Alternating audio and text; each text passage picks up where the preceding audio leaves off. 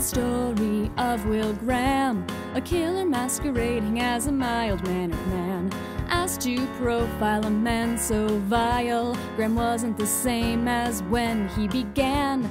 You see, he has what he calls pure empathy. He can think like anyone, like you or like me. Jack Crawford exploited his abilities. The case of Will Graham is exemplary.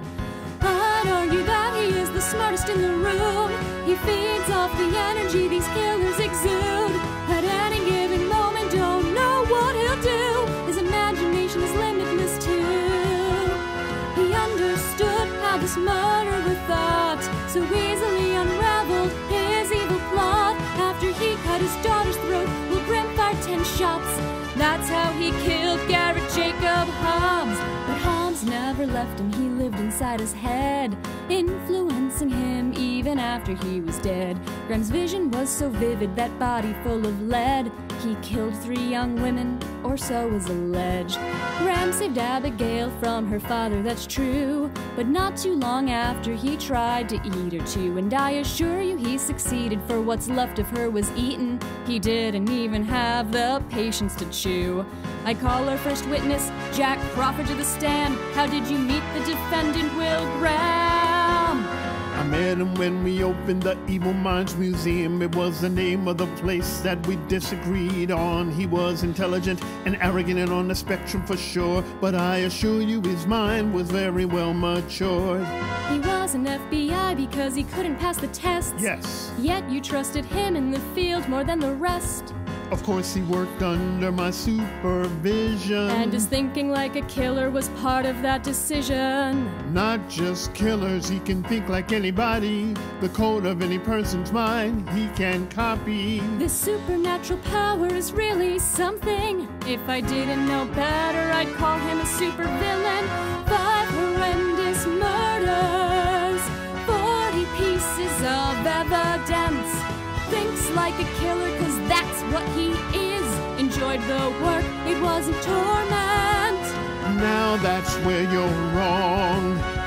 He hated every second of it. He didn't fake that, I know for a fact. Not one bit. I am the one that kept making him do it. Then why, given the choice, did he refuse to quit? Because he was saving lives. So he decides who lives and who dies. If anyone is to blame, here is me. I was warned that if I pushed, well, I would break him. Now here we are in trial for his life, cause I heard all their advice and I ignored them.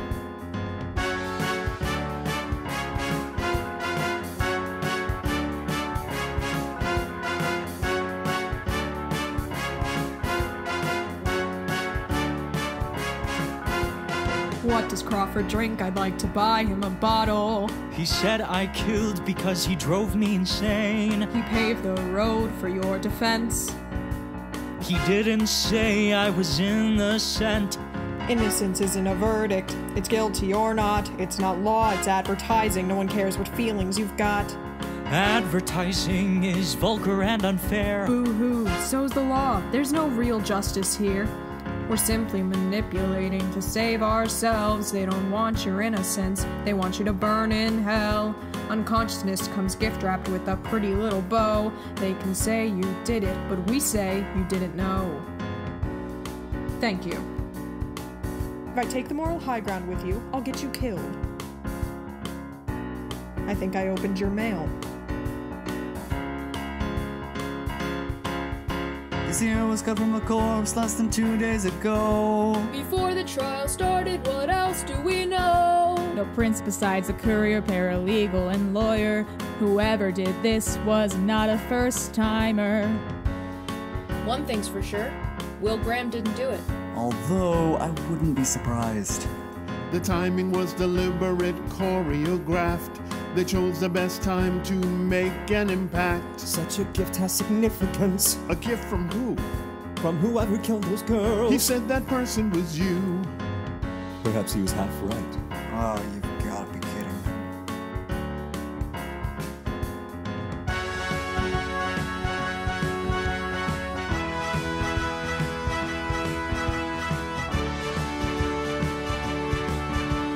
prosecution calls Freddie Lowndes to the stand. How was your relationship with Abigail Hobbs? We were just like sisters, an unbreakable bond. Did the two of you ever talk about Graham? She saw him as a father till she felt threatened by him. Did Will Graham ever threaten you? He told me it wasn't very smart to piss off a man who thought about killing people for a living. I believed him.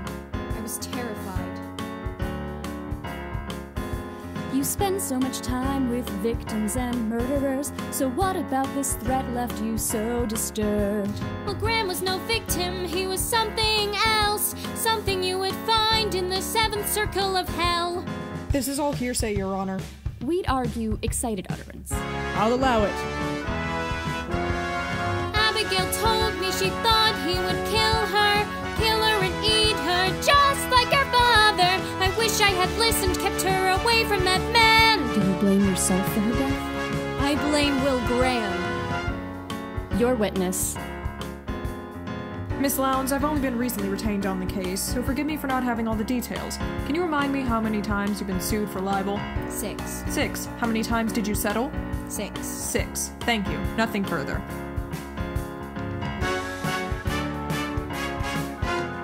You and I spoke at length about Hobbs. We had both agreed that she was in on the job.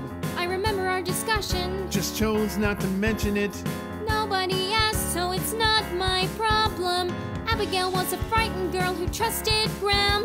Then he went and slaughtered her like a spring lamb. Your testimony made her death sound like it was premeditated. Murder, Jack.